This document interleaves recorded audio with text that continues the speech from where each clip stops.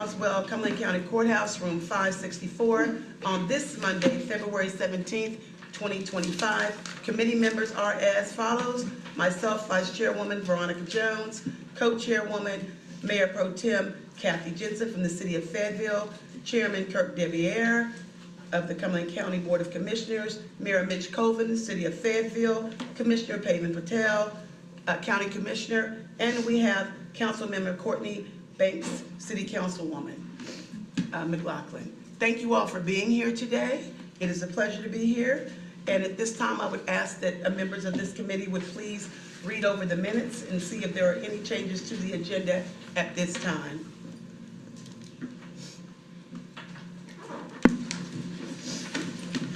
If there are no changes to the agenda, I would ask for a motion for this agenda to be approved, please. So moved, Madam Chair. Can I get a second? Second. All in favor, please raise your right hand. The agenda's now been approved. Today, we will be talking about public safety. We have 3 presenters. We will ask for a hard stop time of 10 minutes. Questions and answers will follow. We are pleased to have with us today Major Reyes from the Sheriff's Department. He will be presenting about a safety report for the Sheriff's Department. We also have with us presiding today Chief Johnson. He will be presenting from the Cumberland County Fire Department. And we also have from the City of Police Department, Chief Braden.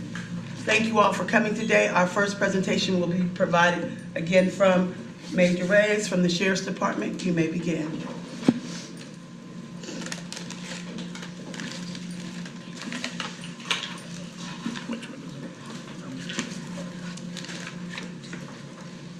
Oh, I'm sorry. My apologies. Before we start, please stand for the Pledge of Allegiance and prayer. Heavenly Father, we just thank you for allowing us to gather today. We thank you for allowing us the opportunity to serve for our community. We ask that everything be done in decency and order, and that we make wise choices and decisions that will be that of the greater good for our community. In Jesus' name we pray. Amen. And now the Pledge of Allegiance. I pledge allegiance to the flag of the United States of America and to the republic for which it stands, one nation, under God, indivisible, with liberty and justice for all. You may be seated. Chairman Deviere had a conflict with schedule, but he will be joining us later. And now, Major Reyes, thank you for that. If you could please begin your presentation. Thank you. Appreciate everyone. Good afternoon. I'm Major Bobby Reyes with the Sheriff's Office. I apologize, it's not on a PowerPoint presentation. They just told me I was just going to come and talk. I don't do too much talking right now, and Sheriff just volunteered me, so I had to come down. I'll be talking a little bit about the Sheriff's Office and our responsibilities. With the Sheriff's Office, we have approximately 261 sworn officers, 137 civilians. The Sheriff's Office is comprised by the Sheriff, the Chief Deputy, Patrol Divisions, Services Division, Detective Division, and the Cumberland County Detention Center. We also have legal counsel, we have the Office of Professional Standards, and we have the Training Center. In the Services Division, what we deal with at the Services Division is serving papers. We have 35 sworn positions right now. We serve papers all around the county. We serve civil papers to like divorce papers, eviction notices. So we serve a lot of those papers that come through. They come through the courthouse and they get taken to the civil unit and we go out and serve them. We serve to Spring Lake. We serve to the City of Fayetteville, Hope Mills, Stedman, Wade Falcon, Godwin. Last year, in the year of 24, we ended up serving and processing 32,904 papers. That's a lot of papers with only 8 deputies. And they have to go out there, and some of these deputies have to go out and then come back because the people, that once they leave notice at the door, they have to return to serve the papers. The numbers of personnel entering the law enforcement center last year was 44,100. That's to conduct business. Any kind of business that they have to do at the Sheriff's Office, they have to do it over there. We also have the child support section, and that's open Monday through Friday. And they also go out on the weekends if they need to go and contact somebody and serve some papers. And the process received, served, and recall were 2,155. And that was with only 6 deputies, and 3 vacancies. We also have the special service gun permits for 2024. Carry concealed permits was a moneymaker. That was 7,768. We do a lot of fingerprinting for either jobs or for carry concealed weapons or anything that they need for a brag. They also come down needing fingerprint. We did 4,004 last year. Records check, we are no longer doing records check. We're referring them to the courthouse down to the first floor and doing, but we did, last year we did 2,789 till we switched over to the new program. Mail and communications with the public, we're talking about 837,290 pieces of mail coming through and communication with the public. It's going to talk about, a little about evidence. We ended up getting 4,300 items submitted to evidence in 24. 13 trips to the SBI labs, and that's time too, because you have to go going and coming back, and we have two officers going. We did 151 domestic violence courts and weapons returned. That's after the hearing to return the weapons. We also did 10 evidence reviewing. These are for trials. 955 items were destructed. We had 10 boxes of medicine dropped when people come drop off the medicine at the LEC. 135 DNA collections. That's after they get sentenced. They tell them to go get their DNA taken. They go to on Fridays and get the DNA, give their samples at the 4th floor. Warrants and fugitives, we executed or we served 2,800 papers receiving, a 10th and served, 5,203 warrants for other agencies, 144 fugitive files open, and the fugitive is only with 2 officers. 98 courts, first appearance, they go out there and to the first floor of the detention center, and they go in first appearance down there on their cases. We have 348 DCI entries, 48 other calls for service. And we have one officer assigned to the U.S. Marshals, and he goes and he does the violent task force. He's there full time. Records, right now we process 30, in 2024 we processed 30,136 reports. And that's 24/7, even to include weekends. Again, numbers entering the courthouse, number of people entering the courthouse, this building here, 40,058 people coming in and out of this building. Last year, there were 102 knives seized, 42 pepper spray containers, and 55 other weapons, that being scissors, brass knuckles, aspertons. Luckily, we had 0 guns seized in this building. That's a great job that our officers are doing right now.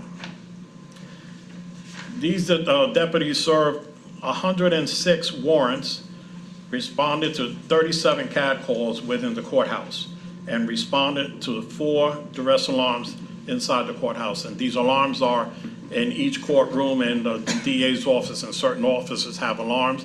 When they push the button, our officers have to leave their posts and run down there. And with the amount of officers we have right now, it's kind of hard, but they do a good job. These officers also transport to the detention center and process suspects taken into custody while judges are in court. The courthouse security is also responsible for the CCDC court.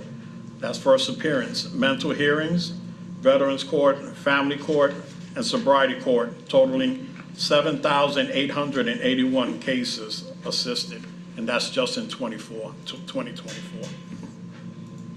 They also provide security for the commissioners' meeting Board of Adjustment, and Planning Board. And this is whenever they're scheduled to do it. Fleet-wise, we have several cars, and I'm not going to get into all those details because we'll get into that later on with the commissioners. Road Patrol. Road Patrol, to include all our 9 zones within the county, is a totaling 80,514 calls for service. And that's for all kind of calls. Allocated deputies for patrol is 52. Right now, we only have 38 filled positions.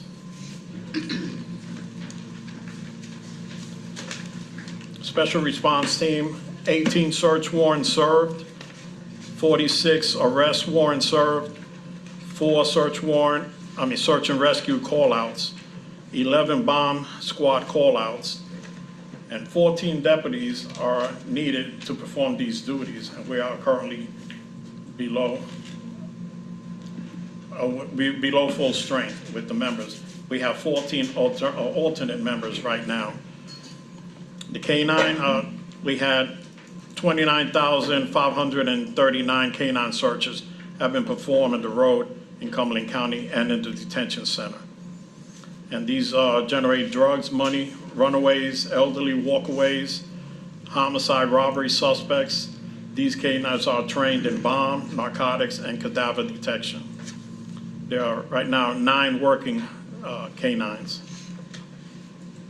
School resource officers, we have 25 schools in Cumberland County. Reports completed within those schools is 807. Calls for service were 5,220. Classes taught, 2,008. Referrals, CIT dispute resolutions were 272. School special events, 781. That's like football games. In the community watch and the motor unit right now, we have 14 deputies that are needed to complete these duties. Right now, we only have 2 on motors and 2 in community policing. They did speed enforcement, 72 hours of that. Assisted the road patrol unit, 231 hours. Community watch patrols, 1,156 hours. Project Lifesaver with the elderly, 16 hours. CP, Community Policing Specials, 162 hours. And funeral escorts, they did 1,054 hours. The Detective Division, we have property crimes, financial crimes, miscellaneous crimes, major crimes, human trafficking, special victims, youth services, homicide, narcotics, interstate interdiction, CSI, cyber crimes, and detectives. And we have the breakdown right here. A total of cases assigned were 4,372. Arrests made were 522. Follow-ups and contacts, meaning interviews, speaking with the public, and doing further follow-ups on their cases were 48,144. Right now, as of for the year 25, we only have 2 homicides. That was in January. Speaking a little about the detention center, today's count was 731 inmates, 644 males and 87 females.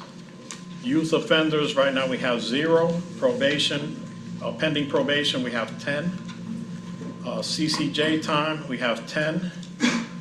House from Whole County, 0. From other counties, we have 0. Harnett, we only have 1 from Harnett. There are 2 inmates pending shipping. Inmates on suicide watch and locations, we only have 1 male, 2 males. One's in room 112 and the other's in room 121. As of 2020, when we had COVID, the state North Carolina State Corrections would come and transport the sentence inmates and take them to their prospective facilities, either CP, Harnett, or wherever they're going. They stopped doing that in 2020 because of COVID. Now we have to do that. So we have to provide them with officers to transport these inmates wherever they're going, to CP or anywhere within the state. These facilities range from 30 minutes away to 6 hours away. So, and that's 2 officers per vehicle to transport these inmates. That puts a lot of wear and tear in our vans, especially our county vans, when we're transporting these inmates to these facilities. And right now, that concludes my presentation. If anybody has any questions. Thank you so much. At this time, the floor is open to those that are on the committee and staff. Any questions for Mr. Reyes? We appreciate, Major Reyes, your excellent presentation, as well as the documentation for us to be able to review Yes, ma'am. more in depth on our leisure. Any questions from anyone? Chairman Vivian? Yes, ma'am. Madam Chairwoman, thank you so much. Just a quick question. Yes, sir. Any contact with DOT to restart those? Any word from them that they're going to restart that post-COVID? Right now, they're not. What they're doing is they are doing it from the state facility to state facility. They're transporting inmates, but they're not doing it from county to state.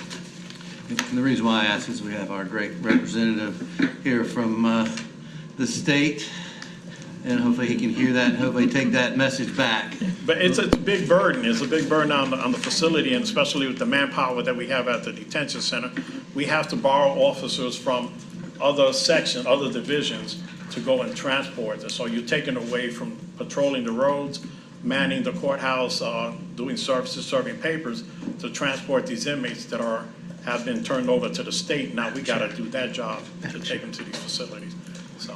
Thank you. Thank you, Madam Chairwoman. You're welcome. And yes, Mayor Mitch Coleman, you have a question? Thank you. Major Reyes, good to see you. Nice to see you, sir. Question for you. How has your capacity been impacted with the new shift in the ICE immigration demand for the county coming from the federal level? Right now, we do what we have to do, but we haven't received anything. They put ICE detainers on the inmates. Once they get the ICE detainers, we comply with the ICE detainers. And but right now, I don't see anything different. Okay, and second question is, how's your overall capacity been impacted? I know you had to make some adjustments, like you said, with Department of Corrections, getting their folks transported to give capacity in the jail. How's your capacity issue now? I didn't see anything in there about that. By the inmates not being transported to the state is taking a bed from somebody that is awaiting trial. So our facility is, we're trying to work and release and work with the judges and the courtroom. But right now, we're up there. Okay, thank you. Any more questions?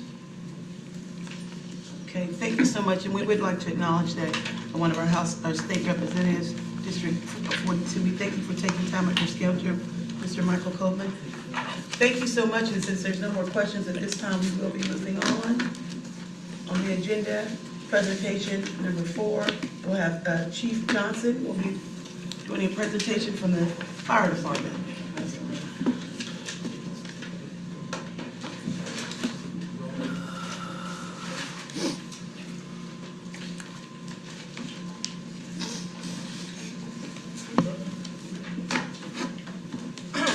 You have your handouts in front of you for those that are on the committee. Good afternoon. Good Good afternoon.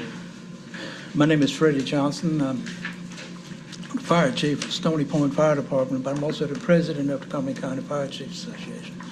And Madam Chairperson, if you would allow me, a lot of the statistics that I'm going to talk about today involve the City of Fayetteville Fire Department. Chief Dove is here. He and I collaborate on a normal basis on how we operationally move our county forward. City of Fayetteville is very instrumental in supporting our volunteer fire department, so I think it's be nice if he was up here with me and answer some of the questions. Oh, most definitely. Thank you. If you feel most needed, we appreciate that. Before I get started, this picture here, that is our training center that we've just opened up several years ago out on Tom Stalling Road. And I was talking with Dr. Soares, president, FTCC just on Saturday. And he was telling me how enrollment has skyrocketed. So it's getting out, especially our Swiftwater Center. We have people coming in from all across the eastern United States. And so it's a good thing. And I can tell you it is max capacity during the week. And we're not even done yet. So we're in the process of completing phase 2, which is several more burn buildings, flammable liquids, prop, and just a lot of other good things that we're doing out there. So my presentation today, I need to sort of present that in terms of the Cumberland County Fire Chiefs Association. Everything that we do here in Cumberland County as far as fire is sort of wrapped up in the Chiefs Association, and that encompasses all the fire services in Cumberland County, including Fort Bragg. In the time of brevity, I've sort of condensed my presentation, but I'd be more than glad at the end to answer any questions. I've also have a slide in here on every fire department, which I didn't include, but I can include at the end if you have some specific question on the fire department. Our mission, the Chiefs Association, is pretty much what we do. We do all of this jointly. Our big purpose is operationally. How do we operate operationally in the county?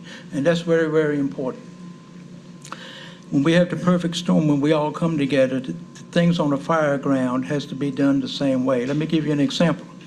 If a firefighter has a mayday, something goes badly wrong on a fire, we all got to do that the same way. If we don't, we have a second disaster on the fire ground, and we do that. So the way we do a mayday in Beaver Dam or in Fayetteville or Stony Point, it is all the same way. So when a mayday is called, everybody knows what to do. And that applies to all our procedures that we have. Our vision, of course, is Cumberland County Fire Chiefs Association to recognize the emergency service leader in the Cumberland County Fire Service. Established in 1960, and it started out initially with 19 volunteer fire departments. In 1970s, the town of Hope Mills and Spring Lake joined. 1989, under the leadership of Fire Chief Pete Piner, the Fayetteville Fire Department joined. And in 1993, both Fort Bragg and Pope Air Force Base joined. And then Cumberland County EMS joined us in the early 2000s. Initially, we supported each other with $1 dues, $12 a year. And then in late in the 80s, when we established a funding system, the Chiefs Association was actually funded. Let me back up here. I just hit something. So right now we're down to 14 volunteer fire districts. Just to say, Rayford Road, Lake Rim, Lafayette Village, and Bonnie Doon were all annexed into the city, so they're no longer with us. And just in the last month or so, the Grace Creek 24 and Station 18 merged into one department. So now we have 14 volunteer fire districts remaining. We have 3 municipal fire districts, Fayetteville, Hope Mills, Spring Lake, and then of course Fort Bragg. Also got Cape Fear Valley EMS Transport Agency, then goes right on down. But we work on a daily basis with all of these agencies here as we do our job.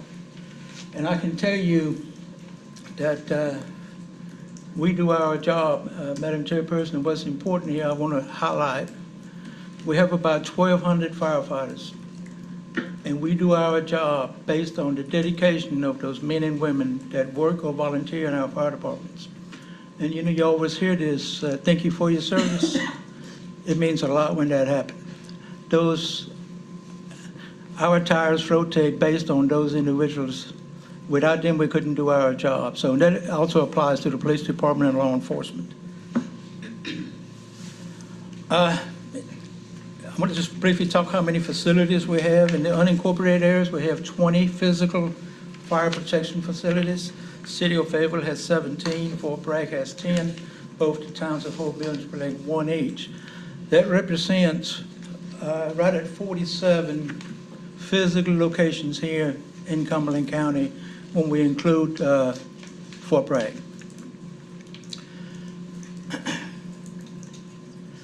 Cumberland County, I want really briefly, we have a building, the Chiefs Association, that hosts it. We park all our support vehicles there that we use countywide. We have a mobile command and communication center. You can actually dispatch out of the center if you have to. And that is available to all our partner agencies. Foam trailers, we have 3 that are geographically located throughout the county, City of Fayetteville, Spring Lake, and Stedman. So if there's a need, the closest one gets dispatched. Foam trailers go out if we have a gasoline leak or a large gas tanker type incident. Decon trailers, very, very important on hazardous materials or chemical spills. We have 3 of those. They're also geographically located throughout Cumberland County, Spring Lake, Fayetteville, and Stedman again.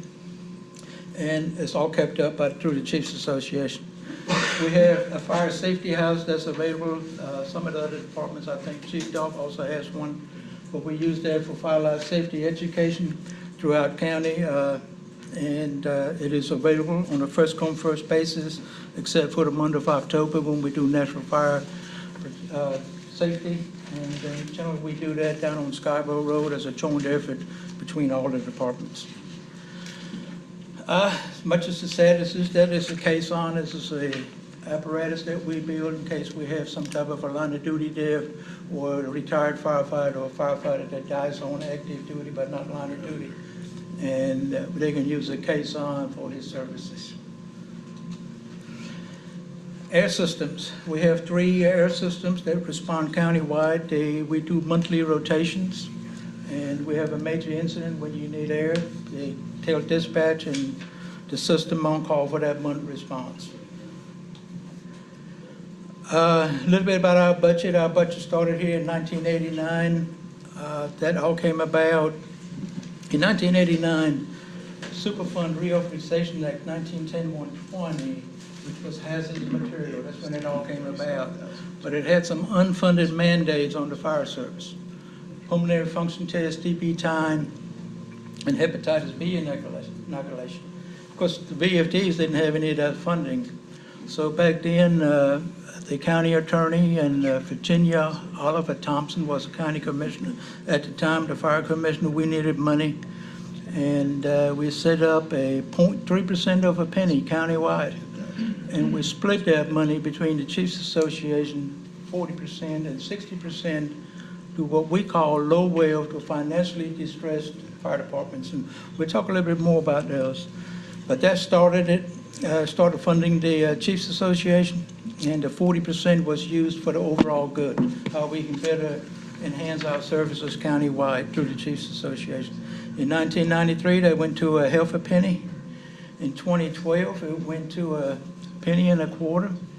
And in 2019, with the Public Safety Task Force recommended a 3 3/4 cent increase, we are now at 15 cents.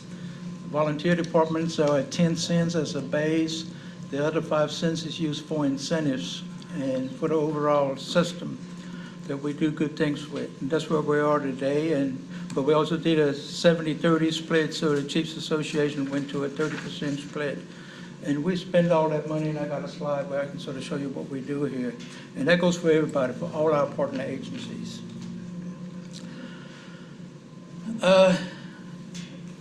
That was the sustainability in 2019 with a 3.75 tax increase.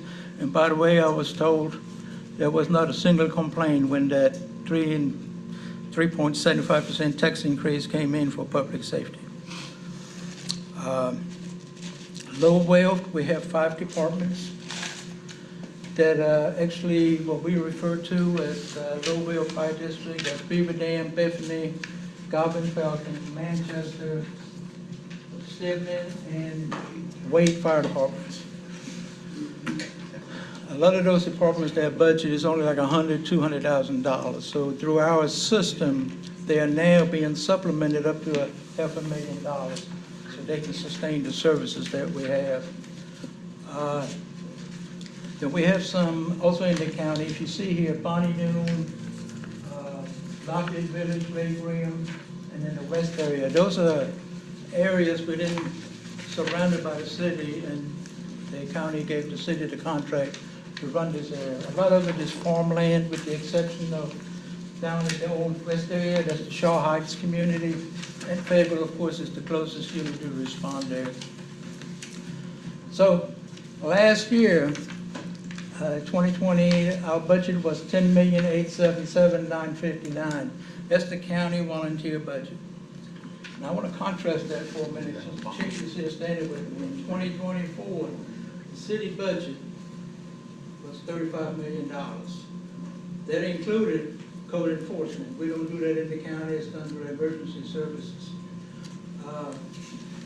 But you can see that's a big difference. The city is an all-career department. In the county, we're a combination department.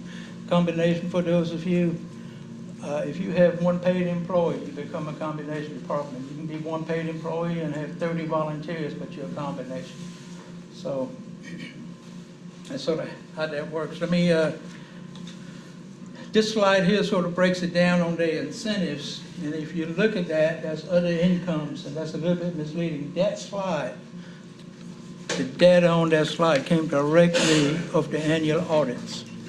So other income, a fire department can sell a truck, they have other income.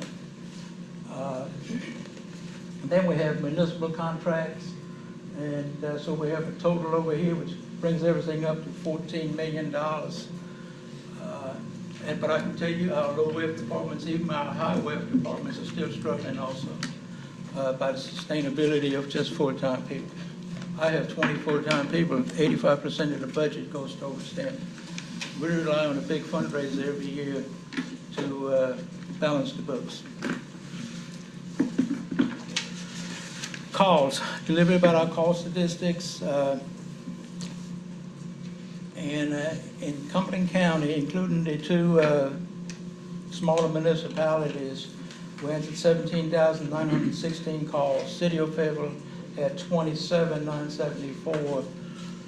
And I want to stop there a minute and let the chief talk about his calls. What was your number again, Chief? So they, my numbers, Ms. Mayor, my numbers in the county, in counting Hope Mills and Spring Lake, we answered 17,916. One of my next slides actually broke that down a little bit. In the city, what was reported through the end of 24 was 27,974, but they omitted a couple mutual aid calls and they actually run it over 28. But you can see that we're busy. So the total was 45,000. I can tell you for Bragg, we're a little over 7,000, so we're a little over 50,000 calls of incidents countywide. And those are a lot of calls. Kevin. Excuse me. The city actually ran 28,898 calls in 2024. 80 or roughly 70% of those were medical calls, calls for service, and the rest are split up.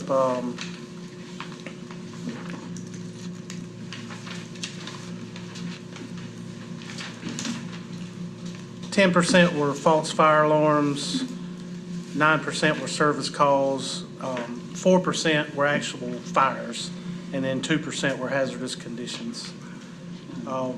Our average response time anywhere in the city, from the time of call receipt to the time the first unit was on scene, was 7 minutes. That's what we pride ourselves in.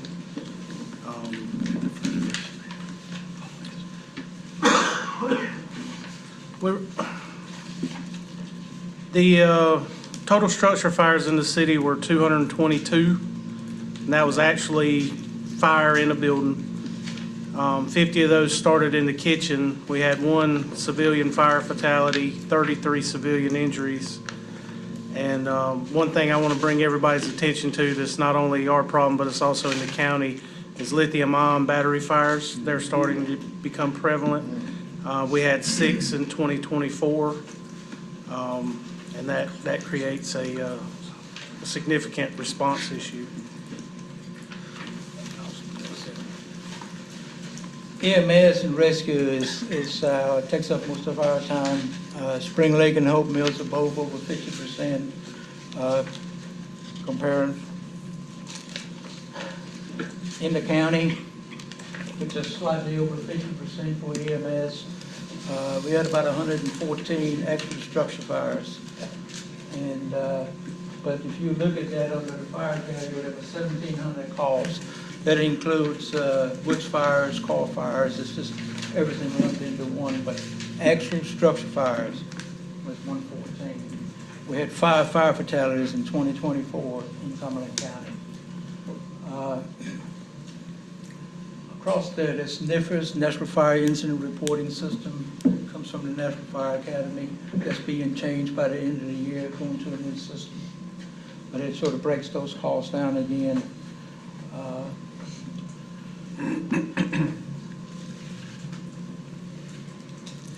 The city of Fayetteville, I had 65%. The chief just said it was closer to 70. And some of that data was just updated this morning, so I didn't get it delayed so you could see it. But here are the data that we do for EMS, and that's a good thing. We're out there in the communities, so we help our EMS system, who needs a lot of help right now. They're short of ambulances. The flu's got everybody really tied up. I want to point this out. This is in the county only. We had 515 Interstate 95 unit responses. It was a little over 250 calls. But when we send somebody out on the interstate, we do what's referred to as a counterflow. So I want you to imagine Wade Fire District as exit 61 or 62. So if something happens south, by the time they get dispatched, that southbound lane is completely blocked. They're having a difficult time trying to maneuver that southbound lane. So what we do this countywide, we dispatch the rescue truck from east over to go north. So that we can get somebody on the scene till somebody gets there. On the interstate, it is sometimes very, very cumbersome. Those high speed, high velocity accidents, especially involving commercial vehicles, we can spend hours out there. And in the volunteers, there's no funding for that because most everybody lives not in Cumberland County, doesn't pay taxes. So, but that's what we have, and I don't know what the chief run, but they got I-295, and we're getting ready to do the same thing there once that whole road opens up here in 2026. We're going to do a counterflow. I just picked up 8 miles of that I-295. That's open from Camden Road back to the interstate. Chiefs Association, some of the initiative, we pay the annual North Carolina Association fire chief dues of all chief officers countywide. We provide first due records management in the county departments. Fayetteville currently is on Image Trend, which comes through the state. We provide a Freedom app. The Chiefs Association actually purchased the license, unlimited license for the Freedom app. This is something that law enforcement and the fire service that puts all the information on our cell phone in our trucks or MCTs. It's a good thing. We provide tablets, MCTs to every fire department. We subscribe to the National Fire Protection Fire Code subscription link, which allows 10 members at the same time to log in. So we share that. We just recently provided essential P25 compatible Motorola radios equipment to all the volunteer departments. That was about $3.5 million that came in. We did that through a loan, part of the 5 cents initiative. Thanks to the city of Fayetteville, I'll tell you that the support we get in the fire service from the city of Fayetteville is just great. Surplus fire engines that we repair or make them whole, and then we make them back available to the fire service if all their trucks are down. It's in the reserve engine. It also gives credit for ISO. So, Chief, thank you for doing that. Mr. Mayor, thank you for your city for doing that for the volunteers. It's really much needed. We provide, like I said, special equipment countywide. Chiefs Association keeps that up. And we do have a honor guard that we provide financial support, and also maintain our memorial site at FTCC. And as well, we do a lot of other projects. At the time, our chairman was the senator. He actually orchestrated $1 million to the Chiefs Association that we benefit on an annual basis with projects that we do for everybody, not just the volunteers, but everybody that benefits from that. So those are some of the things that we do. I want to go back just a couple of things. This is the reason I put that slide is because of the lessons learned. In 2016, we really had some problems that we have since fixed. One of them was the EOC. We have a good, nice EOC now. We have that. But we have the Sweetwater Center is because of that. We can now train our local people on Sweetwater and maintain that skill right here at FTCC. So we're not excused from that. The way the patterns are right now, but any day we can get a rain 3 or 4 inches, we got a problem. We have flooding here in the county. Some of the challenges listed here, there's a couple more that I just didn't put, but recruitment, even for full-time and volunteers, is not what it used to be. Ever since COVID, there's been a big decline. So we're trying to work with that. The current inflation is really bad on our fire department budget. Low way of funding overall, multiple district sustainability. And of course, sustainment of specialized rescue equipment in the county. We do rescue regionally. Not every fire department needs a rescue truck. It's very, very expensive. And the training is all technical skills to maintain that. So it's very, very expensive. So we have City of Fayetteville, Stony Point, Eastover, Vander, Spring Lake, and Fort Bragg. We've all got together so we cover the county regionally with heavy rescue trucks for the various types of rescues.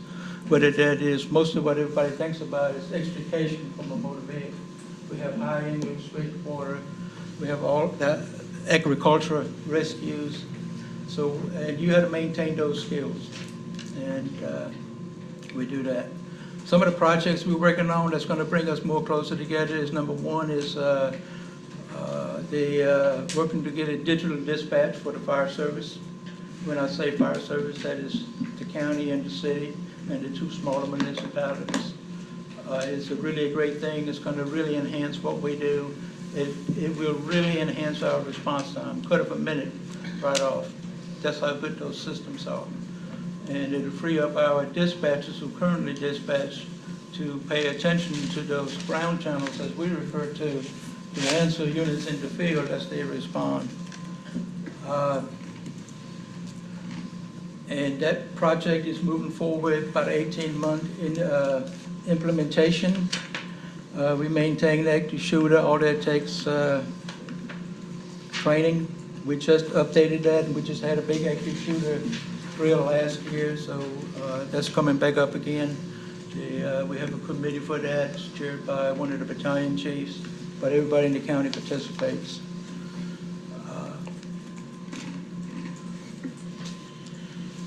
So, like I said, in the essence of time, I sort of put that together. I want to give Kevin an opportunity to answer any questions that you may have. Thank you so much, Chief Johnson. We do have a few questions. I know that we appreciate that. I know that Mayor Pro Tem, Ms. Jensen, she'd like to have a question to ask. And also we have City Councilwoman Courtney McLaughlin. They both have a question, so you may begin with your questions at this time. Thank you, Madam Chairwoman, and thank you, Chief. I appreciate the presentation. I have 2 questions. The first question is, when I was looking over this, I saw the city of Fayetteville has 17 fire stations, is what I'm reading off the report, and the incorporated areas of the county have 20. Yes, ma'am. So my first question is, and our city manager, Do we need more, or do y'all, or, and this is where my head is going. When is the last time that y'all built a fire station in the unincorporated areas? So just let me answer your question. The unincorporated areas have large. No, I get that, That's why I was asking the question. When Last was, one I built was in 2009. okay, And we built Spring Lake, built Station 11 to serve years ago, primarily to serve the Manchester Fire District, most of the city of Spring Lake. So that was the latest one that was actually open. Beaver There's a Dam, couple that are building right now. Beaver Dam opened a Beaver second Dam station. built, yeah, it's been a long time ago also. Station 27 out of Beaver Dam. Beaver Dam District is as big as the city of Fayetteville. so the reason why I was asking those questions is because if you do the numbers, it's like 1 per 5,000 people in the county, and we have 1 per 9,000 in the city. Again, everybody's closer, I understand that part, but I guess my question is, I know out where I am, the fire station has been out there before I was born, and I'm old. So it's quite, so, and I'm seasoned, I should say. So what I would say is, my question is, is there capacity that technology comes in, we make bigger, better areas for the incorporated areas? So we need to build a whole lot of more fire stations in the county. ISO prefers it to be about 1.5 miles apart, 3 miles, 2 miles at max. So, It's impossible in the county, and I think your ratio is pretty good. Yeah, the problem is we don't have the people to put in those fire stations. Right. I'm also on the county department, so I can kind of help with both sides. What happened is, back in the day when a lot of these county departments were built in the 50s and 60s, they were built where the development was. And as things have grown and developed, now these departments aren't in the best location, and they're trying to get more centralized and things like that. that was part of my question. Now, did we not just approve 6 more fire stations that are in the making down the way? We have 2 additional fire stations in the CIP, but the rest of them are rebuilds and relocations.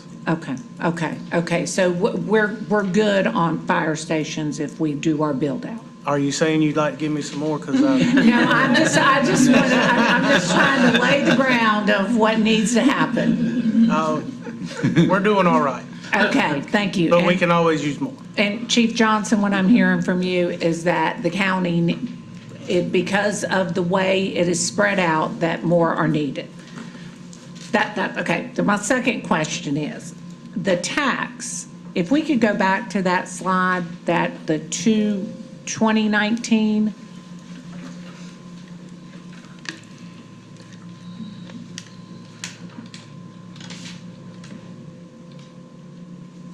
You talking about this one? nope, back, that one. So, and I'm embarrassed to say that if I knew this happened, that I forgot it or I didn't know it was happening. So the way I'm reading that is that there was a 3.75 tax increase in 2019, is that correct? That's correct. And that was for fire. In the unincorporated areas. In the unincorporated areas. So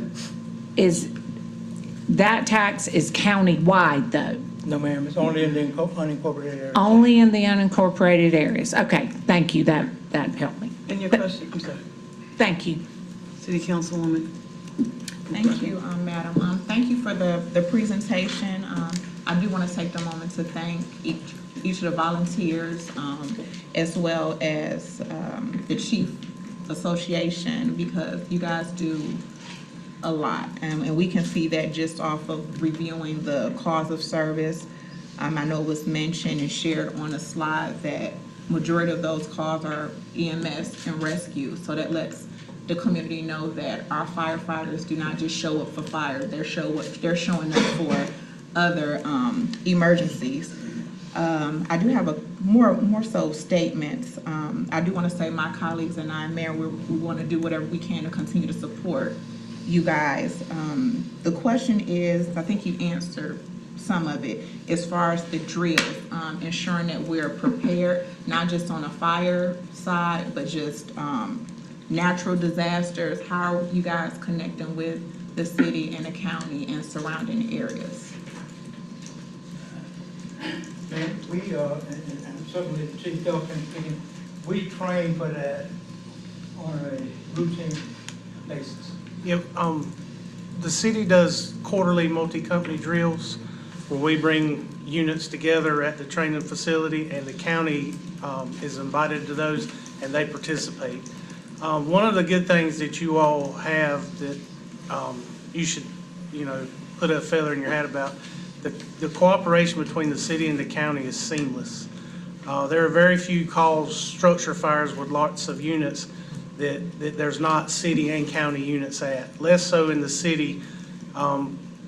In the outline areas, county units come in like West area, Stony Point, but there are very few districts in the county that a city unit doesn't go to. Why is that? Because we have less people than we used to. Used to, there would be 30, 45 volunteers. Now there's 4 or 5 on a good day. So you need more units. The city comes in. People don't care what name's on the side of that truck. They just want a fire truck there. We train together. We work together. If I have a large fire, I can call the county and they'll put county fire trucks in the city fire stations to keep that level of service.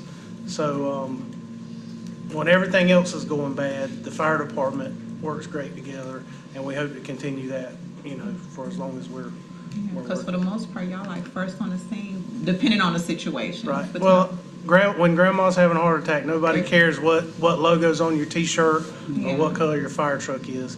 And that's one of the benefits of our AVL, automatic vehicle locator, that the city and county are involved in, and things like that.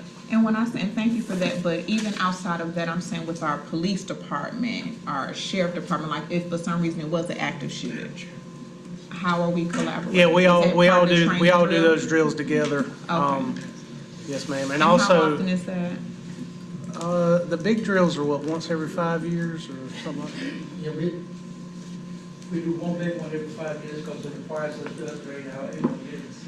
But we also do some smaller ones in between, and we train constantly active shooter drills to our new people. And- Because people leaving, people coming home, we gotta maintain that. Right. And remember, on our USAR teams, that is fire, police, EMS. Right. They're all collaborating. Okay, last question for the volunteers, with compensation, what are we doing towards, like, with mental health? So it is up to each individual volunteer fire department. Some pay $10 a call, some pay $5 a call. It varies across the county. Some don't pay anything. So when you come on, you're a true volunteer. But we try to give some type of reimbursement for the fuel costs and things like that. All right, thank you. Thank you, and I know that, I just want to mention one thing since we're talking. I just want you to know, I didn't mention that here, but it's important for the crew. City of Fayetteville, first-class fire department, and internationally accredited department. Both in ISO 1, nobody else in the county has that. Look, can we, And Oh, yeah. we have 3 internationally accredited agencies in the county, Fort Bragg and then my department also. We have an ISO 2. I'm coming up for a re-rating, and I think I'm gonna hit it 1 too, so. All right. okay, looking forward to it. Thank you, sir. Mayor Copeland, you had a question? Yeah, Chief, good to see you again. Congratulations on an award the other night. I didn't get a chance to see you there, but keep up the good work. But I'm going to talk about the elephant in the room, kind of. And you don't have to answer today because that'll take a whole meeting. But as you all have talked about the seamless collaboration between the county and the city's fire departments, there'll be an upcoming conversation that I think will be of interest to us to see how we can take that same collaboration over to the 911 process. And so maybe that's something to think about. Maybe you can give a 30-second on your opinion of it without, the details, because I know it's a complicated conversation, but Just want to hear, because you've been there for a long time, and you've been collaborating with multiple chiefs, and you kind of got a good lay of the land. What's your thoughts on a joint process? First of all, thank you for bringing that up, Mr. Mayor. Should have happened a long time ago. There is a missing link in our system right now. I think if we truly do the best for our citizens, we only need one PSAP in the county. PSAP's public safety and answering point. And I can tell you, even though we share the same cash, there are still delays that will go away. And then if we embrace technology, we're not gonna out of this all problem. But thank you. I hope those discussions move forward. I would very much Yes, sir. be part of that if you let me. Yes, sir. We definitely need your Tell me what expertise. you think. Chief? Everybody benefits. Okay. Thank you. Question from Commissioner Patel. Thank you for the presentation. I do have one question regarding the interstate cases that you guys are called out to. Last year was 515. What's the typical cost that's associated with that if you're not getting tax reimbursement? And then historically, what does that look like? I mean, are your numbers going up? So the 515 interstate cases that you have, so what's the cost associated with that? And historically, are you seeing those cases go on the rise? Yes, sir. More traffic, it just keeps going up. To give you a cost for reimbursement, I have to go back, I have to check the those departments, but I can tell you it's not cheap. So it costs a lot to run an engine company, run a rescue truck, specialized equipment. A lot of times with those accidents, you also have a hazardous materials field, and it's just a big response that's expensive. But I can give you that figure more based on per apparatus cost with Manning. That would be, Get that back to- yeah, that would be It costs the city a little over $1,000. I think it's $1,031 every time the alarm goes off for a single unit response. Thank you both for this excellent presentation, and I do have a comment. I would like for you all to just briefly, I know you all are doing great things when it comes to the school system to make sure that our youth are being educated in regards to different items. And I know that E. Smith, just if you all could elaborate a little bit, in some of the schools, I guess they have like a program in reference to the fire department and education, and we know that's important for our youth. So if you all could just perhaps elaborate somewhat on that, of what you're doing in the school system, I would really appreciate that. Every department participates. The city has both programs. Pine Forest and E. Smith have a school program. Did Jack Britt ever open one of them? They're growing, but E. Smith was the original one. We participate regularly. I'd say once a week at least. We're over there, and oftentimes as county departments also going to help. And that's taking a piece of equipment over there for them to use and practice with. I'm kind of glad you opened the door. I was going to throw this in at the end. Between the city and the county, over 20,000 smoke alarms were installed in 2024 free of charge. That's great. So that's 20,000 residences that people can go to bed at night and have a working smoke alarm free of charge to them. So that's a big deal for this county, and we're going to try to make that 25 or 30 next year. We also have a teen academy every June. Those are middle school aged kids that are invited to that. It's also a collaboration between city fire department, county fire department, Red Cross, the county CERT team. All the players come together and put that on. So we're as active as we can be. Because, as we all know, that's what's going to make this future. Thank you so much. We have, I'm Can I sorry. add something to that? Yes. The program we're talking about is the high school fire academy. And I can tell you that's one of the better programs that's been initiated in the state of North Carolina. I serve on the Fire and Rescue Commission for the state. And every quarterly meeting we have throughout the state, that is the #1 issue that everybody does, because it's statewide. And what they do locally is former fire chief Patty Strand, and she's in charge, and she makes all those students in that program join a volunteer fire department. And so they actually, 16 and 17-year-old, receive certification training. When they turn 18, they get certified as fire. Wonderful. That's a good program. That's one of the great things we've done. Could you go to the microphone? We are streaming. Oh, I'm sorry. I had to walk in there to hear Mr. Patel. And we have one last question before we move on to our next presenter, which is going to be a question from Mayor Pro Tem Jensen, please. What is the retention rate on the schools that we have at E. Smith and Pine Forest? Do we get children that graduate from high school and then come into the fire departments? Or are we low on that? To be honest, we're low. Very few of them chase a career here. A lot of them go, when you're a kid, you want to get out and see the world, so we lose a lot that way. But we do get a few, but it's not as many as we'd like to. And that is true. I got 6 that, once they graduated, came to work for us. So, but it could be a lot better, so. Maybe we can do some kind of incentive program or something, or look at that a little bit deeper. Thank you. Thank you both for that information, and now we're just going to have a comment from our chairman, Mr. Deviere, and then we will be moving on. Thank you both again for that educational presentation. And I'll be brief, Madam Chairwoman, thank you. Interstate, the comment around the interstate cost, I know that was a topic of our conversation with our state delegation chair, or state delegation, when we met with them. It's a statewide issue that we've got to look at, so hopefully we can move the needle on that. And then the last point is to my city colleagues, we're more than ready to talk 911. Okay, good. Okay, and now as we move on to continue with our agenda, we are on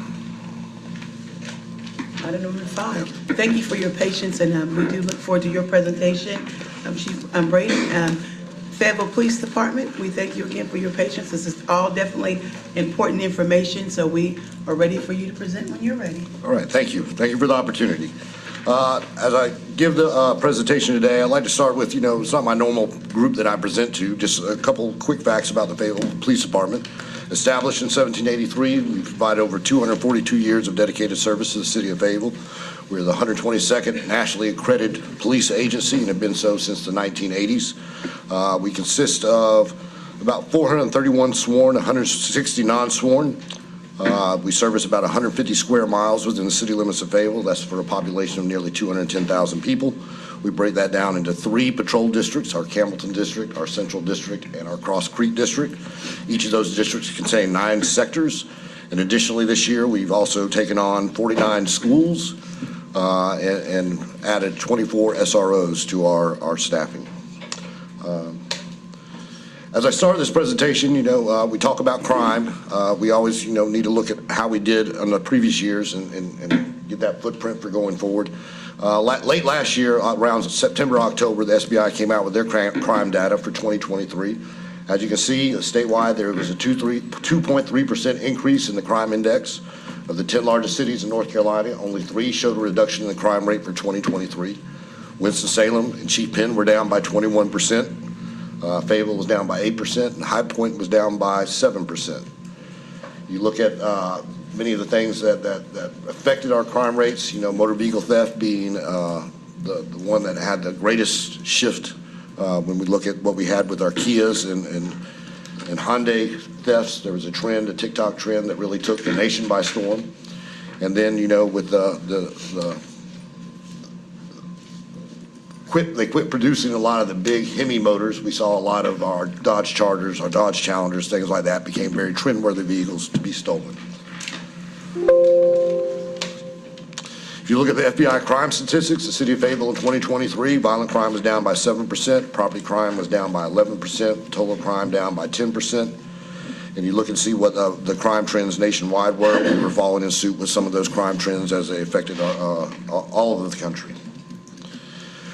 For the year 2024, we had 3,499 total persons crimes. That's down from 3,820 the previous year. That's a reduction of about 8.4%.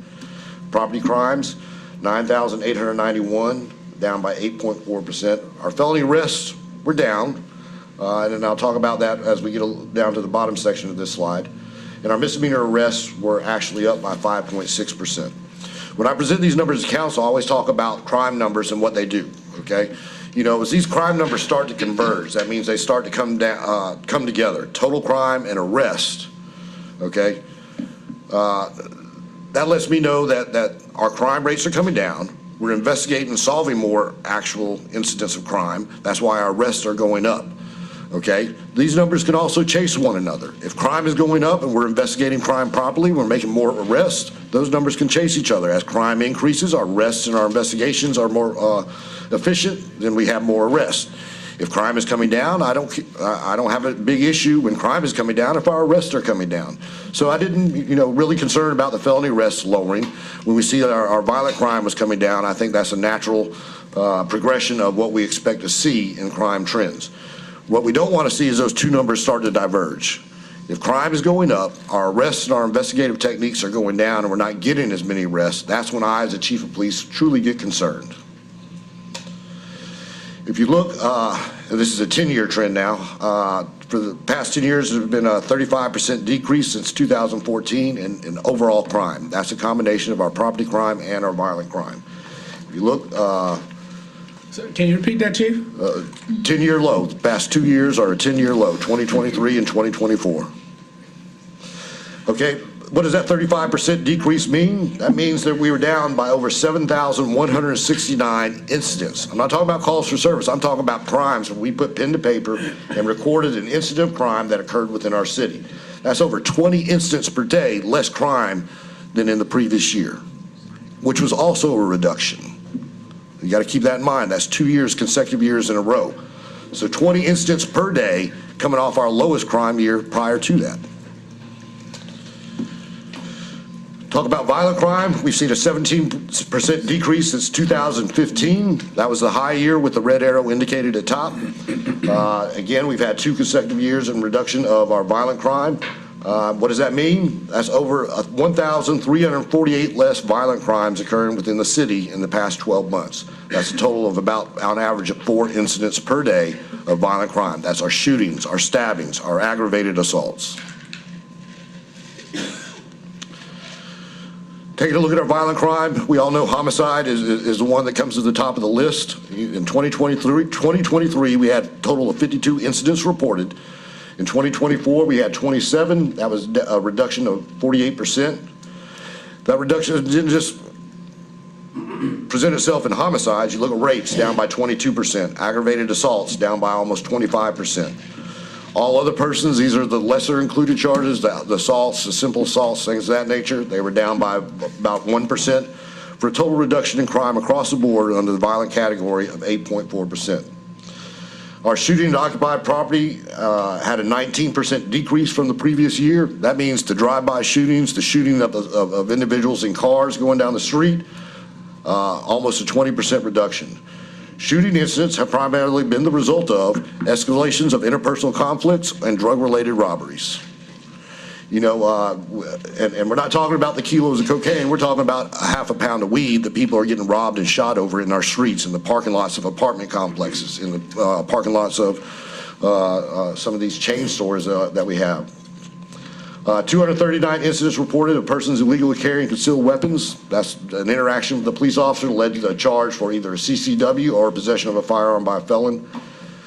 385 firearms reported stolen year to date, resulting in an abundance of illegal firearms in the hands of felons and juveniles within our community. These are the ones coming from the B&E of the motor vehicles, so larcenies from the residents. The reduction in our homicide numbers can be attributed to the reduced number of child deaths and domestic-related homicides. In 2023, when we had those 52 incidents of homicide, we started with a series of child deaths, either through neglect, abuse, and also we took a look at our homicide numbers for domestic violence, and we reached out and we created a partnership with the Phoenix Center to help us with follow-ups to domestic violence situations, to help train our police officers, and we did a department-wide retrainer on domestic violence response, and I think that has a lot to do with the actual reduction in crime we see in the homicide rate. but also in the domestic violence categories. You look at misdemeanor assaults for domestic violence, down by over 53%. Our felony assaults, as they relate to domestic violence, down by over 25%. Simple assaults up by a fraction of a percent, for a total reduction of over 4.5% in all domestic violence incidents. As we talk about property crime, we also, in 2024, experienced the lowest year in the past decade for property crimes. That's a 42% decrease since 2014. What are our property crimes? We're talking about burglaries, down by almost 14% from the previous year. And again, we had a record year the previous year in 2023. Larcenies down by nearly 1%. Motor vehicle theft, we talked about that earlier. We had our Kias and Hyundais. Some of those trends persist. We see a lot of our juvenile activity in crime is related to motor vehicle thefts. So we saw a 6.6% increase in motor vehicle theft. Robberies down by nearly 16%. I get a lot of questions about this one. A lot of people think robbery is considered in the violent crime category, but it's an act of stealing property through through a threat of violence, not an act of violence.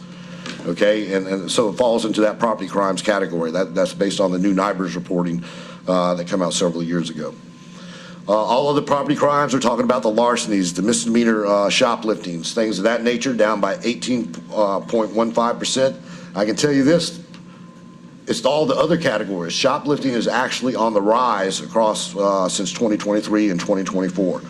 Property crimes totals down by 8.46%. Our shoplifting has shown a 20% increase over the previous year. Organized retail crime continued to trend up across the nation, state, and in our city. Groups from outside jurisdictions routinely come into our city and steal from big box stores. Just the other day, we had several people coming in from Robeson County that were actually doing break-ins of motor vehicles and shoplifting from stores within our city limits. Think about it. Sometimes in the unincorporated areas, there's not the time or the opportunity that you have in the city limits where populations are more dense, the retail box stores are closer together, apartment complexes are more prevalent within the city limits, where these residential B&E motor vehicles, larceny motor vehicles, and our shoplifting all occur. Violators have become more aggressive in attempts to steal and evade apprehension. We've seen instances of robbery escalations that come from a shoplifting. Specifically, we had an incident last year where someone used OC spray on one of the loss prevention officers in an attempt to evade and not be taken into custody. Our commonly targeted items are health and beauty aids, designer clothes, power tools from stores like Home Depot and Lowe's, and cleaning supplies. If you ever in the store, you got to wonder why the tide's locked up, right?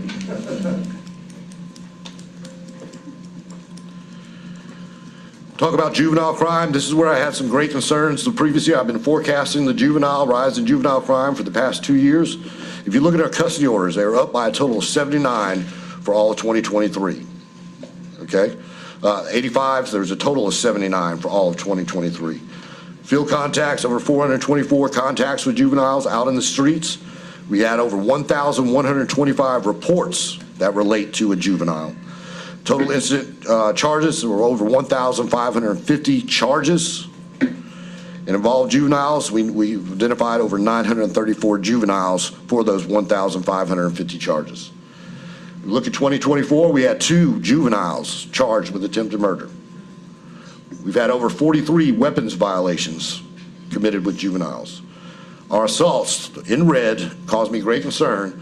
We only had a total of 152 for all of 2023, and we had 245 total for 2024. Drugs, 38. B&Es, 139. There were only a total of 78 for the previous year. Robberies, a total of 19. There were only 6 for the previous year. Communications of threats, there were 50 incidents, shoplifting 77. Motor vehicle theft, there were a total of 51 in 2023. We had 97 in 2024. So again, as you look down these columns, we look at the visualization of the things in red. Those are the things that cause me concern. These are numbers that nearly doubled from the previous year. And I've boasted a lot about lowest crime years in over a decade. But if these types of crimes persist, we're going to have problems. These juveniles eventually turn into adults. That criminal behavior, has to we have to get that modified and stopped before they get into the adult system. We see a lot of kids that are, you wouldn't expect 12, 13, 14-year-olds to be out there stealing cars.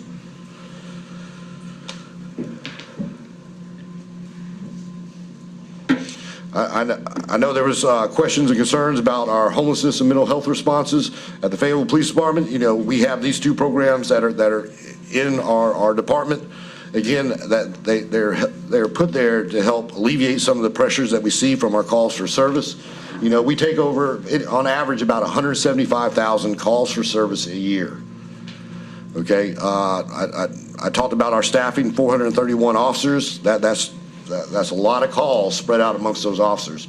The homelessness and the mental health responses have been created, number one, to give some alternative response, to keep the police officers from having to go out and deal with certain situations, but they also to help alleviate the calls for service that officers respond to as well. Salvation Army transports, there have been 207.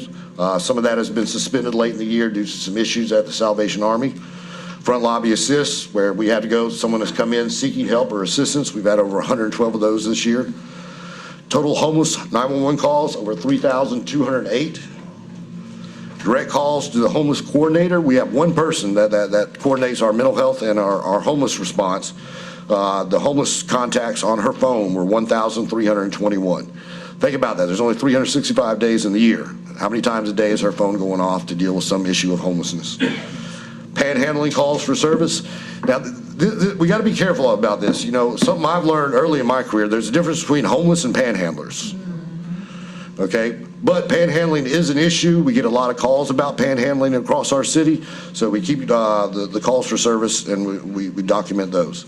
Front lobby contacts for mental health, 156. Call-outs, 162. Calls, referrals to local mental health resources, over 327. Total mental health calls for service, 2,123.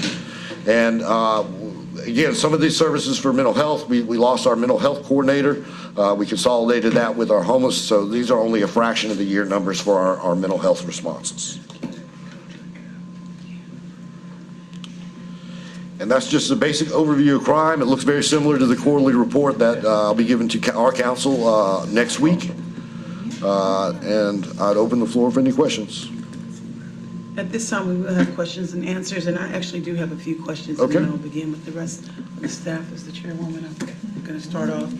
My question is, when it comes to mental health, in regards, you stated that you did lose your mental health coordinator, correct? Correct. Okay, and then this is also a comment, because I do believe on the sheriff's department end of things and the city police department, I think that it's crucial imperative that both units start looking into providing a CIT team. I know we're not Raleigh, I know we're not Charlotte, however, they do have crisis intervention teams. That's something that I am challenging the city council members to perhaps take to their board and consider, as well as, of course, the commissioners, because I feel that's something that's imperative. So I would say this, about 80% of our department is CIT certified. They've been to the critical incident training and are familiar with the response.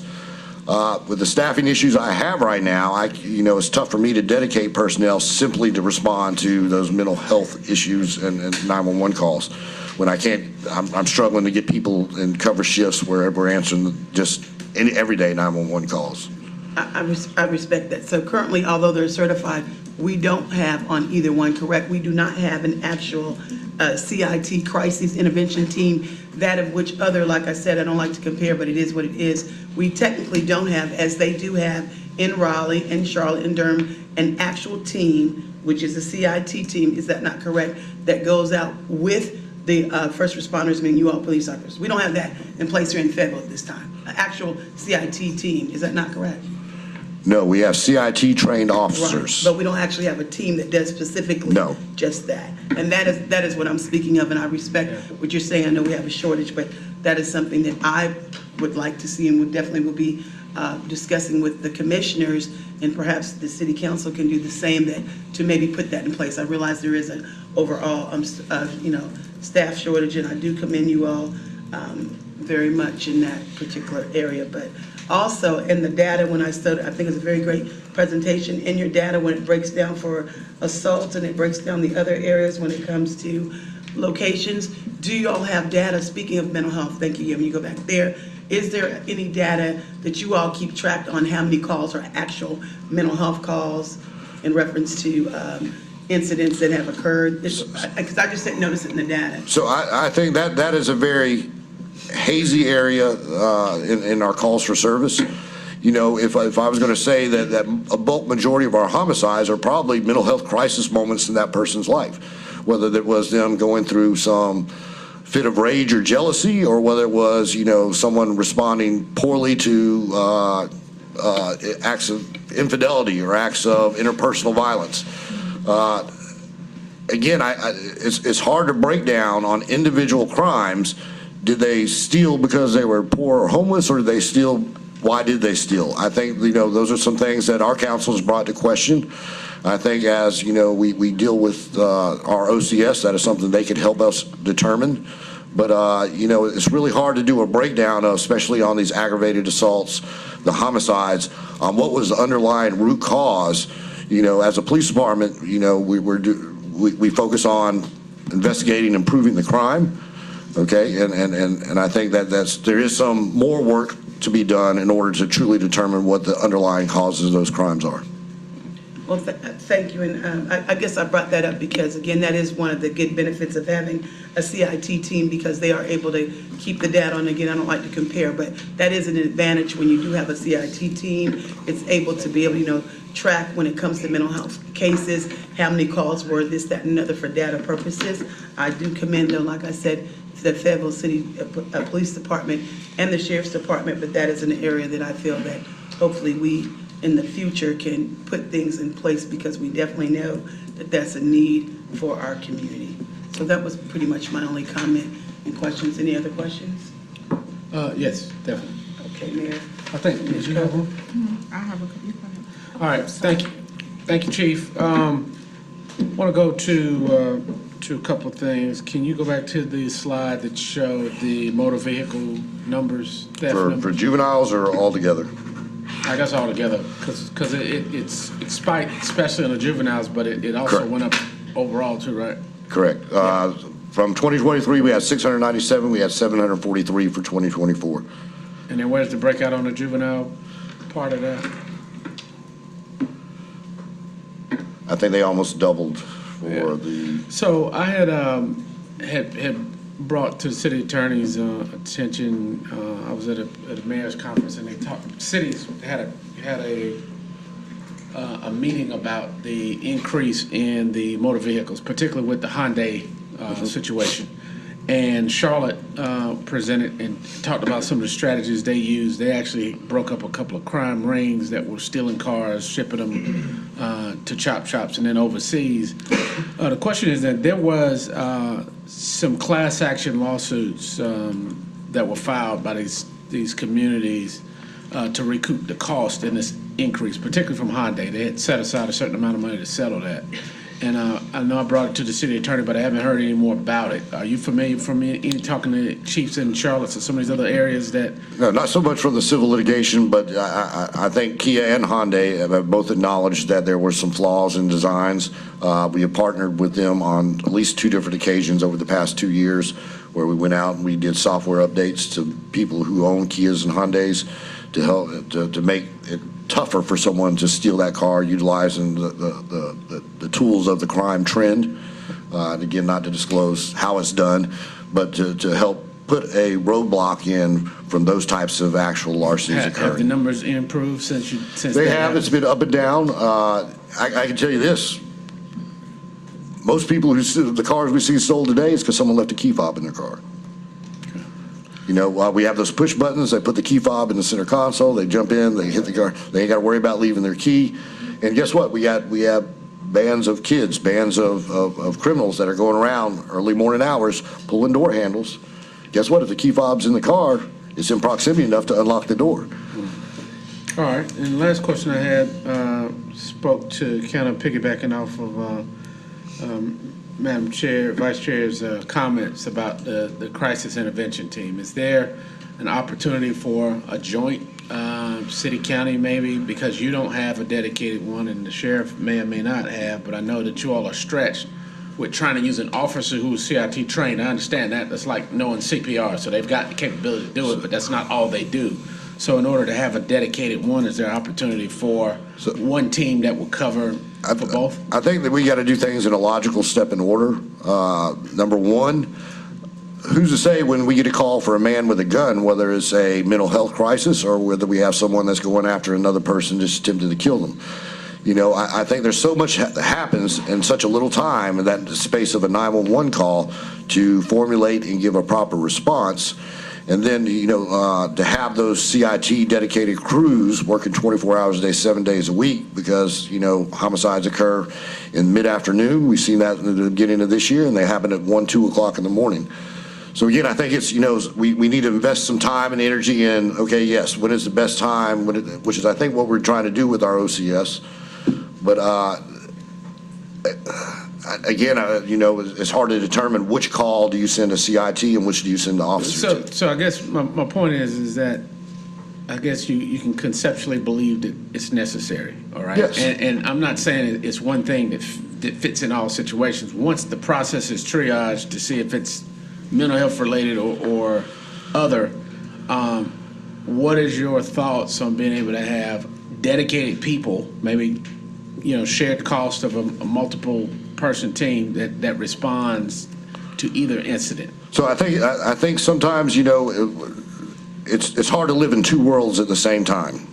Okay, it's hard to be thinking like a cop, preservation of life, preservation of self, preservation of third-party interests, and also be thinking about, okay, how do I talk this person out of the gun? You know, again, you know, I think that we each have a role to play. And, you know, having our officers CIT trained in de-escalation, how to respond to mental health responses and things like that. First and foremost, the first thing you're taught as a cop is secure the crime scene, secure the scene, make sure no one's about to get hurt. Okay, anytime we respond to someone with a knife, with a gun, the first thing we're going to do is cordon off those scenes, evacuate people out, and do what's necessary to prevent that violence from occurring or third-party injuries. So again, I think it's, you know, as we plan things out, do we look at where do we go from the 911 center and how do we triage and dispatch calls?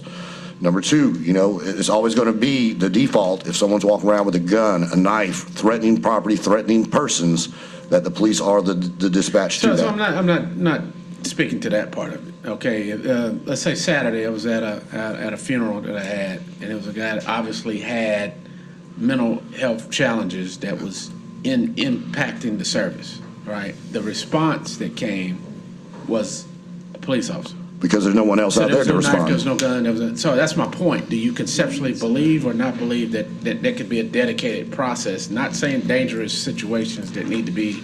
By all means, and I think that's what, you know, the county paramedic, the community paramedic program in place. I think that is their job, is to say, okay, yes, this is a nonviolent. There's no crimes being committed. This, that, and other.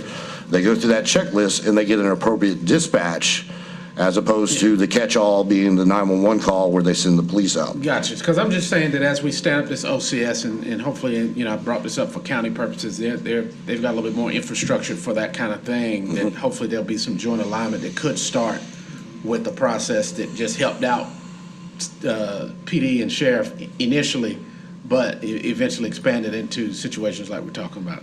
But thank you. Appreciate it, Chief. And we do have a few more questions. Commissioner Patel has a question, also City Councilwoman McLaughlin, and I have an input in reference to juvenile after they finish. Commissioner Patel? Thank you, Chief. Quick question, going back to the increase in juvenile assaults, from 2023, it was 152, and then we're looking at 245 for 2024. Do you have an idea of where the increase is stemming from? So, and some of these numbers may be a little deceiving to you. Let me explain something. If you look at the top right where it says custody order, that means that we typed an order, a juvenile petition for a juvenile offender who committed a crime, and we were granted permission by the court to take that juvenile into custody. Look at all the crimes over on that far side, the total: 43, 245, 38, 139, 19, 50, 77, 97, 91, 16. Out of all those crimes, we were only able and afforded the right and opportunity by the court to actually take into custody 85 of those kids. So, for all the rest of those kids who went out there and stole the car, and they simply got turned back over to their parents, for all those kids who committed violent assaults that were turned over to their parents, we're starting to see a lot of repeat offenses in our juvenile program, in our juvenile justice system. I think that's one of the things that we have to address moving forward, not just from a law enforcement perspective, but from a criminal justice perspective, to ensure that people realize that there are consequences to actions. We have one guy, a juvenile, that was caught, in a month, 3 times stealing motor vehicles? But again, if you look at the custody order, that's how many kids we took into custody based on all those crimes and all those numbers you see in that right-hand column. So I think we're sitting, and again, I know there's conversations about prison, juvenile custody, all that. But at some point, when you have someone who's caught 3 times in a span of a little over a month stealing cars, something has to change. So again, these numbers over here, the number of times we made contact, the number of reports we took, blah, blah, blah. You figure that we're less than 100 custody orders on over 1,125 incidents reported. Thank you. And you had a question? A few statements. Thank you for the presentation, great information. Chief, I'm trying to figure out where to go. I done wrote notes on both sides. First, I would like to finish up with the CIT. I think that it could be definitely, if we look further into that with the Connect and the OCS with that, because there is a need, as we can see.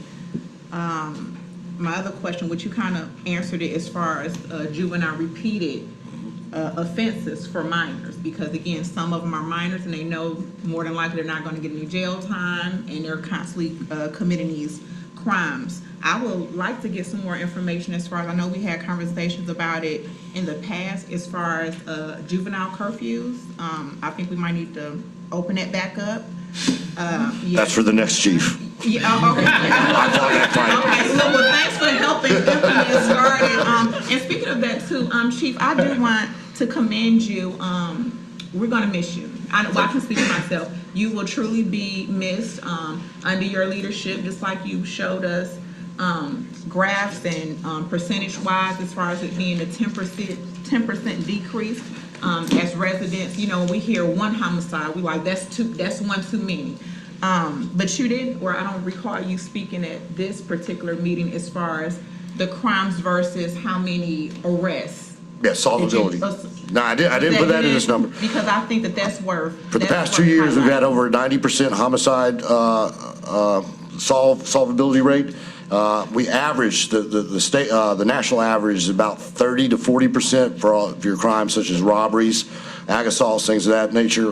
We average about 60 to 65% in our solvability rate for those things. As we took a look back on, this council really pressed me to have some solutions and mitigate violent crime. I've kept the homicide unit fully staffed, even though we're looking at shortages across the entire police department. For the most part, I've kept our capers unit. Those are the people who investigate the aggravated assaults, the shootings, the stabbings, things like that, fully staffed. Last year, we ran a violent crime task force where we had a pool of officers that worked during the most prolific hours for violent crime and put those in violent crime areas, and we had a positive impact there. So again, I think council's put me to task of address and help mitigate violent crime, and we've really focused on those things for the past 2 years. Look, to sum that up in a simple format, out of 90% of those homicides, those individuals were arrested. Correct. Correct. 95. I'm sorry, 95%. So thank you. With the SROs, how has that transition been as far as within the school system? So I think community policing is a sort of inherent nature of most cops. They want to, when you ask a cop, why do you want to be a police officer? They all tell you they want to get back, they want to protect, they want to serve, they want to have a meaningful career of service. So, going into the schools, I think that is, I've said it when we had the conversations about should we or shouldn't we. I think it's just a natural extension of the basic community policing concepts. Touch kids when they're young. A lot of people talk about at-risk youth, okay? And I partner with somebody, they talk about at-opportunity youth. To me, a kid who's doing good in school, making good grades, but can't learn because the environment's all constantly being disrupted by those who want to fight, those who want to do other things. that kid is just as at risk as the person who's out there stealing cars. What are the likelihood of them to continue to come to school, continue to get good grades? Again, you look at a lot of the programs that we focus on as a police department, we focus on the good side of things. We don't just always talk about, hey, don't steal cars. No, we want to promote and provide an environment and mentorship to the kids who are out there trying to do the right thing, trying to get the good grades and be part of that. Okay. One more thing, if you could just highlight just a little bit some of the programs that you guys offer within the school, just any community involvement. So, and I took all those off. Normally I have those in my quarterly report. The one big thing I did when I became the chief of police was we started Faith in Action. You know, I addressed a lot of our churches and clergy within our community. We talked about, hey, you know, it's easy to do a mission over to drill a well, to build a schoolhouse. Let's start doing missions in our own backyard. We talked about, you know, the opioid epidemic and some of the overdose deaths. That was the first thing we really addressed in 2023. And we had, I think, a positive impact. If you look, we had the number of actual overdose deaths was greatly reduced in the past 2 years. The focus this year is going to be on violent crime. Guess what? They're all in the same area. We're going right back to the same areas. When I took a look at where were we having our overdoses, where we have our violent crime, where do we have our greatest poverty, the three things that I said as a chief you have to address in order to mitigate crime, they're all the same areas. We're going right back to the same areas. Our focus is going to be shift from overdose.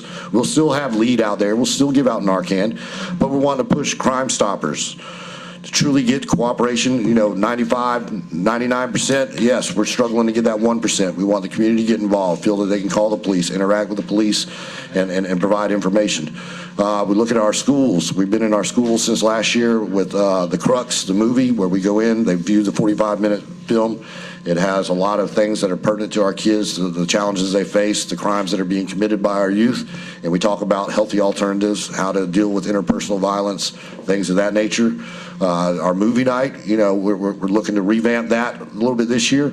We're going with the less is more approach to that. You know, we had a bunch of smaller ones that were probably less attended than they have been in years past. We wanted to make them true big events where you know, where we're going to reach and touch the most kids. If you look at our PAL program, you know, we had our boxing in PAL. That's probably been the staple and the mainstay of our PAL program. You know, that only services about 6 kids across the city of Fayetteville. We're opening it up for jiu-jitsu. You can't go to a strip mall in the city of Fayetteville and not see a jiu-jitsu gym right now. It's proliferating through our community, through our nation, you know, getting something that kids want to be involved in, okay, and who their heroes are, who they look up to on TV, I think is big there. We're also looking to extend our PAL camps outside, you know, really focusing on that at opportunity youth instead of looking, you know, constantly looking, okay, who's gotten the most trouble? You know, sometimes we have to prop up and support the good kids out there in our community as well. So again, there's a whole array of different programs that we have within the city. Again, I think as the chief, what I challenge my command staff to is to come up with new ideas on how to mitigate crime. I've never promised in my 2 years that I was going to reduce crime. Never promised that. I said I will come up with programs. I will come up with options to help mitigate crime, and hopefully, what the result of that is reduction in crime. And thank you so much. I'm trying to be definitely mindful of time. We appreciate all this information. It's important. I know that the mayor does have one more question. I want to make a quick comment. Juvenile crime prevention. Here on the county side, I would encourage people to go to our website. We do have a Juvenile Crime Prevention Council, and we also have an RFP out at this time. Any organizations that might be listening, that is to help prevention for at-risk youth. And so, again, we have fundings that are available until the end of July. And again, I encourage you, if you have a nonprofit, anything that has to do with that of working for at-risk children, check out our website at www.cumberlandcounty.gov. We are offering, like I said, fundings because prevention is very important. And the JCPC, which stands for Juvenile Crime Prevention Council, and I have the privilege to serve on that. Definitely, there's a lot of programs in place, and they are making sure that it takes a team. We encourage you to go by the website. If your organization, if you're out there listening, can help or can qualify to be able to get some of those fundings to help put that forth. And now for your last and final question. Yes, ma'am. It wasn't really a question, more so a comment. Thank you, Chief. But I did want to say to this committee as we meet, This is great information. I hope that out of that will come us thinking differently of some partnership opportunities to take back to our boards. I think that's the focus that I think. I've heard several areas of alignment today that I think we can review, take back to our boards and figure out how it is that we can actually make it a joint city-county approach to it.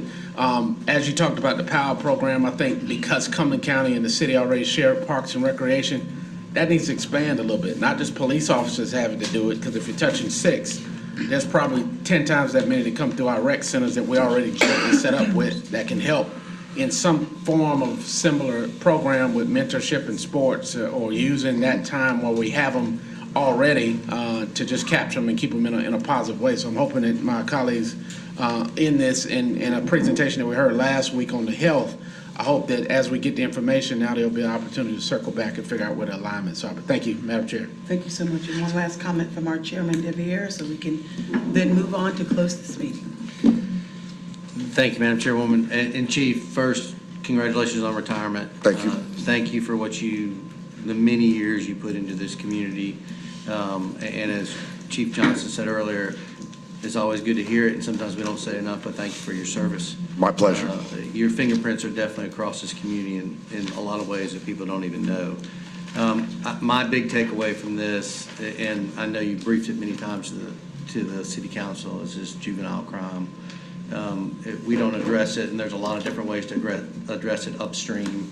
We've heard some of those different ways to do it inside the schools, outside the schools, youth programs. I mean, there's a ton of ways to address it. But I think to the mayor's point, we collectively as a community have got to tackle this, or we're going to see, as you pointed out, the spike in future years. This is our opportunity to address it young, as we've heard from some other members, elected members. You address it in middle school, elementary school, and other areas. And I think this is a tackle, Mr. Mayor, that is a touch point for us. And that's when I'm excited, Madam Chairwoman and Mayor Pro Tem, what y'all have done in putting this together to bring this information up so we can find these common touch points between the city and county. So I look forward to those conversations as well.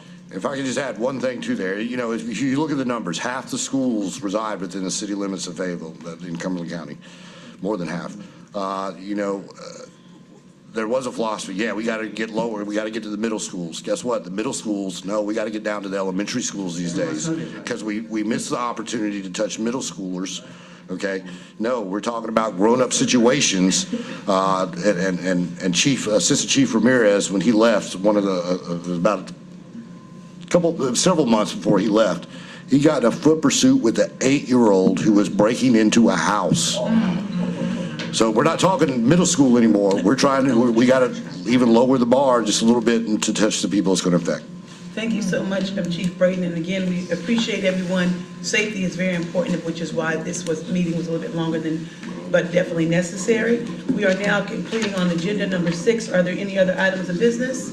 If not, at this time, I ask for a meeting to adjourn. A second for that. All in favor? This meeting is now adjourned.